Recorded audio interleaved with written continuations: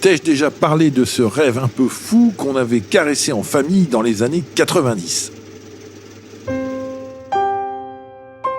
Et non, cher Doc, mais de votre part, rien n'est fait pour m'étonner. Cette fois, de quel projet s'agissait-il ? Très certainement encore quelque chose de très original. Nom de Zeus! Il faut réparer cet oubli sans tarder. Allez, on repart en 1992.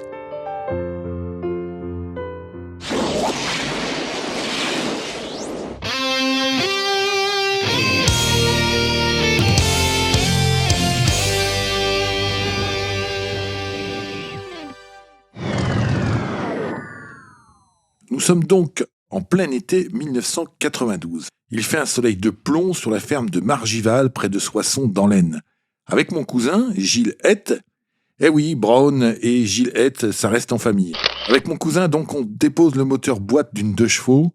Il fait soif, la petite pause s'impose. La discussion divague, on rigole, on imagine nos 2 pattes un jour enfin terminées, qui sait ? Et puis, mon cousin aimait l'idée de refaire la barquette Barbeau. On a vu les pubs Viaco des années 50 célébrant le palmarès de cet engin de course sur base de 2 chevaux.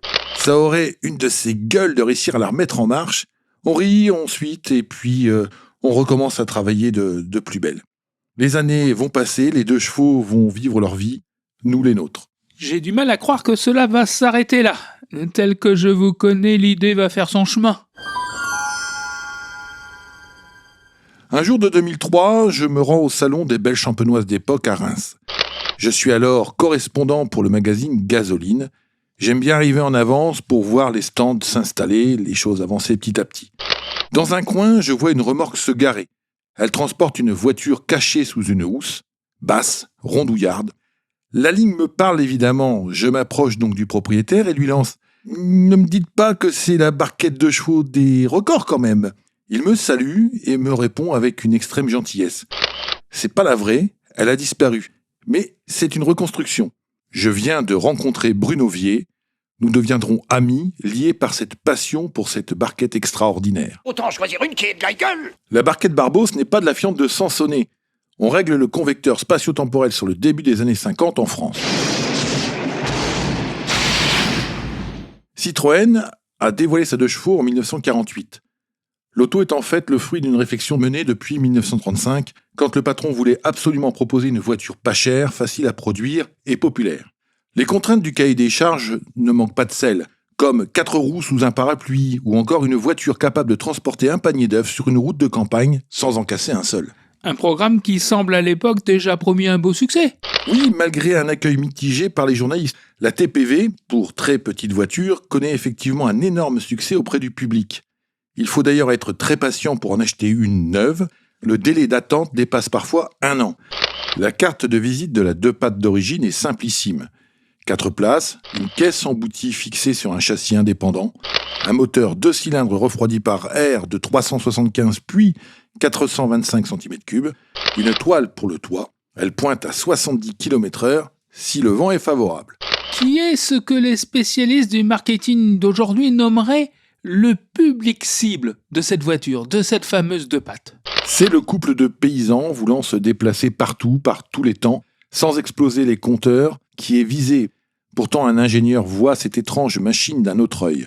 Pierre Barbeau est spécialisé en physique, chimie, mais il aime aussi la mécanique et la compétition. Il a vite flairé le potentiel de la 2 chevaux. Directeur d'une entreprise de mécanique de précision, il se met à l'ouvrage dès 1951. Le châssis permet de travailler la carrosserie sans limite. Il va donc la découper, la rabaisser, la réduire.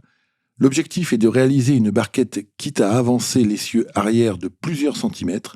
Il raccourcit de ce fait le châssis de 25 cm, opération possible grâce au système de suspension à ressort longitudinal que les 2 schistes connaissent bien.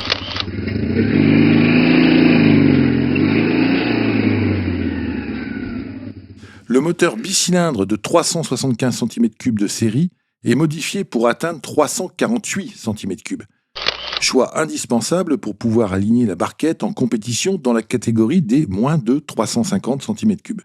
Le carburateur est remplacé par un double corps, l'échappement est changé pour 2 pots sur les côtés, Après une première tentative de qualification pour le Bol d'Or en 1952, la voiture est enfin prête pour celui de 1953, qu'elle gagne facilement. Ah, voilà une belle victoire qui doit très certainement porter la 2 chevaux Barbeau au rang des vedettes de l'automobile. Elle fait même sensation auprès du public. De quoi attirer la bienveillance de sponsors, les huiles Yako soutiennent le nouveau défi de Pierre Barbeau, décrocher un nombre maximum de records en roulant 24 heures sur le circuit de Montlhéry.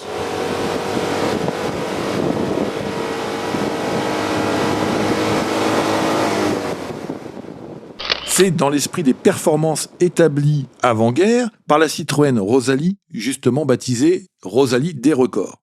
Pour ce défi, Pierre Barbeau décide d'engager Jean Vinatier, jeune pilote très prometteur qui a déjà eu l'occasion de faire preuve de son talent. Le 26 septembre 1953, la barquette s'élance. Vinatier et Barbeau vont se succéder à son volant. C'est une véritable épreuve car la barquette 2 chevaux est sportive et robuste, mais spartiate. Lorsqu'elle franchit la ligne d'arrivée sur l'anneau de Montlhéry le 27 septembre, elle a battu 9 records internationaux dans sa catégorie, parmi lesquels une moyenne de 90,960 km/h sur 12 heures et 85,02 km/h sur 24 heures. Ah, voilà une série de performances qui consacre cette voiture, qui donc s'inscrit comme un prototype prometteur. Yako fait beaucoup de publicité autour de cet exploit, salué par la presse, et puis la barquette disparaît des radars. C'est aussi le cas de son inventeur, Pierre Barbeau, qui a, lui aussi, littéralement disparu. Seule reste la victoire au Bol d'Or et la moisson des records de 1953. Et c'est ici qu'entre en scène votre ami Bruno Vier, un fan absolu de Citroën. Son histoire, on vous la raconte dans la suite de cet épisode, à écouter en podcast sur Apple Podcasts, Spotify, Deezer, Google Podcasts et Amazon Music. Attends-toi à voir quelque chose qui décoiffe.